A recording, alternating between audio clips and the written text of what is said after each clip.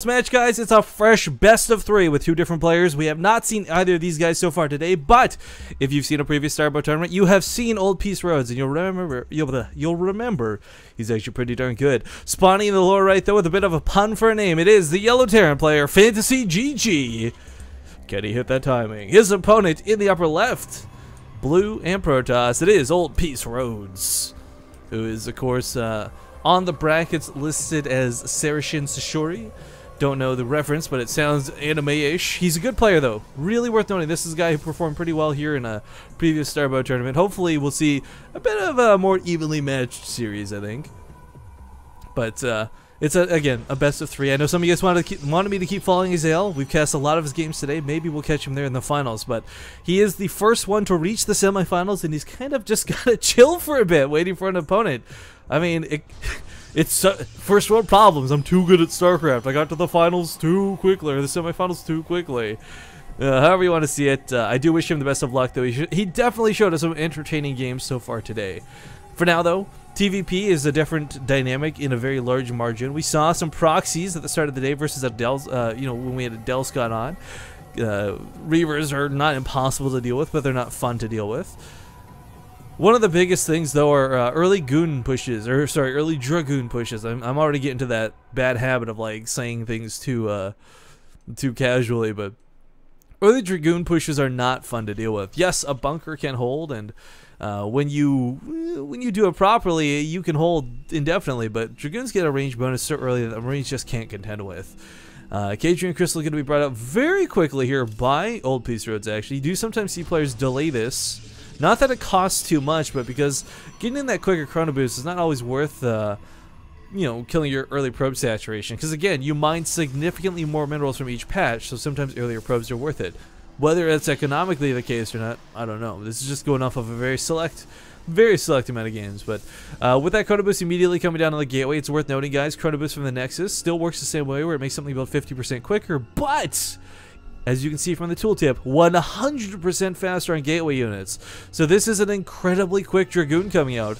And FantasyGG is not going to be too pleased with this, I think. We'll lose his worker. First blood. But he did the scouting that was necessary, so props to him. I give that SCV a salute.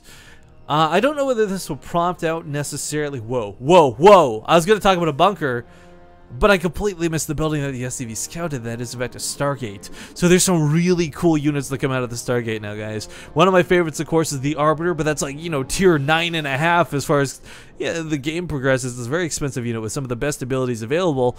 But the Sentinel is a really cool early game unit that I would love to see utilized. It's got this, oh gosh, I can't remember what it's called. Looks like a flare. Anyways, if it comes out, we'll talk about it. But, I don't think we'd see Corsairs. They don't have the disruption web. It will be a Sentinel coming out of this. So you might think, hey, this looks like an Oracle. It's round like an Oracle. It comes out quick like an Oracle. It must be an Oracle, but that's not going to be the case by any means. A little bit curious what he's trying to do with this setup over here. We'll find out in a moment's time. Anyways, as the Sentinel comes out, we'll go over the tooltips of its abilities, but the one big thing it does is it puts down this thing that kind of pulses for a second, and then goes and does a ton of area of effect damage. Like, it is scary, to say the least. It's got an attack not too dissimilar from the Sentry. Here we go. Let's follow this guy across the map. Can you not follow in STARBOW, apparently? Okay, you can't. You can't. Anyways. Glare, what it does is it forces it to sit still. It provides detection, but floating in the air and it can't move and it can't attack. Kind of sucks, let's be honest. But, here we go, Null Ward. This is what I was talking about. So what you do typically is you put this above the mineral line. It'll get all the SCVs to like half health. It does a ton of damage. Watch this. I think that's what he's going to use it for, I'd imagine. Yeah, there we go. That's the little Null Ward coming out. Hits for quite a bit, and the SCV is going to take a hit. So again, it's not like it costs a lot of energy, and you can't just like win the game with it. And it's not like an Oracle where, again, look, it's pretty quick, it's maneuverable, but its damage is eh. It's a Sentry in the air in that regard. The curious thing that we did see was the Robo Bay coming down, a Robo Facility. I imagine it'll be the Robo Bay following up with Reavers and Warp Prisms, as that's a very common tactic. Null Wards, by the way, guys, they can be, you can set them and forget them. You don't have to like charge it or anything. Like the Oracle doesn't have to sit there and wait for it. So it's a really nice ability that you can just kind of set and go. But again, as stated, does a ton of damage. Reggie X123 in chat. We can use these units again. The Dragoon is back. You bet your ass. A lot of units have been brought back from Brood War. We got Spider Mines on the way. You're going to see some Vultures out on the map. You may see a Science Vessel. Please note the Goliath from the single player campaign or Brood War, depending on your point of view, is also back in the game. So they haven't. What I really hate is like some people really get this game confused for Brood War and they think it's Brood War when it's really not. But they've brought back aspects of it. They've introduced some new units. They've played with some of, you know, the Sentinel and mechanics of Scourges and other wonderful things. But yeah, the Dragoon is back, baby. A couple Zealots though, old school tactic, and a Dragoon gonna get into the mineral line. And let's not forget these SCVs were softened up and actually all half dead from that earlier null ward. So a couple more workers going down here than I think FantasyGG would have liked. Should be able to hold this off though with a siege tank, this many Marines. Yeah, this will be a non-issue. Siege tank and siege mode actually being a bit of scumbag there with the friendly fire, but of course we know that this isn't about it. That is the null ward armed and ready to go on the first thing that comes in range of it, by the way, guys. Kind of like a mine in that regard. Did we actually get a Robo Bay down at any point? No. So I thought it was going to be a Reaver follow-up, as they're very common to pair with the Warp Prisms against Terran, but looks like that's not going to be the case. Saying, alright, you've already got siege tanks, I'm not going to waste my efforts. Still continuing to invest here with these Sentinels, I do find a little bit curious. Would definitely like to see a Viking or two come out of FantasyGG. I mean, you can try and rely on Goliath, sure, but he's going to soak up that null ward. Oh, that Marine! Oh, the damage gets dealt.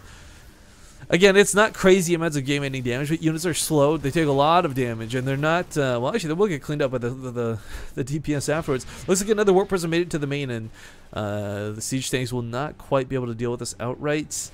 This is not fun for our Terran player to deal with. His production is, quite frankly, in the gutter currently, guys. The factory has got the SCV picked off of it, so going to get canceled here. Over at the Natural, still has to deal with this. No wards going down on the SCVs. Sentinels on top of the tanks, and this is not looking good for our yellow Terran player. This second null ward is going to hurt. Actually, it goes off on almost nothing, so I take that back.